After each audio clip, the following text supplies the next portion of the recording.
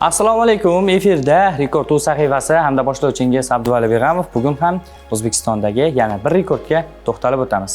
O'zbekistonda 9 tonnalik osh damlandi va haqiqiy gastronomik rekord qayd etildi. Xo'sh, buncha osh qayerda tayyorlandi va necha soatda tayyor bo'ldi?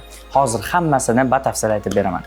Avval ham yurtimizda 7-8 tonnalik oshlar mohir oshpazlar tomonidan tayyorlangan edi. Biroq bu galgi natija haqiqiy O'zbekiston rekordi bo'ldi. Gap Xorazm viloyatida mamlakatimizning turli hududlaridan kelgan oshpazlar ishtirokida pishirilgan naq 9 tonnalik osh haqida ketmoqda. Qizig'i shundaki, tajribali oshpazlarimiz bu ulkan oshni tayyorlash uchun atigi 3-4 soat vaqt sarflashgan. Xorazmdagi osh festivali davomida ko'plab yurtdoshlarimiz, oshpazlarning yaqinlari, do'stlari kelib, ularni qo'llab-quvvatlab turishdi. Hatto boshqa viloyatlardan ham bu rekordni o'z ko'zi bilan ko'rish uchun mehmonlar tashrif buyurishdi. Festival yakunida esa tayyorlangan osh xalqimizga tarqatildi. Albatta, bunday tadbirlar o'tkazilishi quvonarli, ayniqsa bu milliy taomimizga nisbatan nafaqat yurtdoshlarimiz, balki xorijlik mehmonlar orasida ham katta qiziqish uyg'otmoqda. Ma'lumot uchun avvalroq Andijon viloyatida 8 tonnalik osh damlanib, rekord qayd etilgan edi. Xorazmdagi ushbu natija esa undan ham yuqori ko'rsatkich bo'ldi. Bizda hozircha shular edi. Rekord.uz sahifasini keyingi sonlarda ham kuzatib boring. Xayr,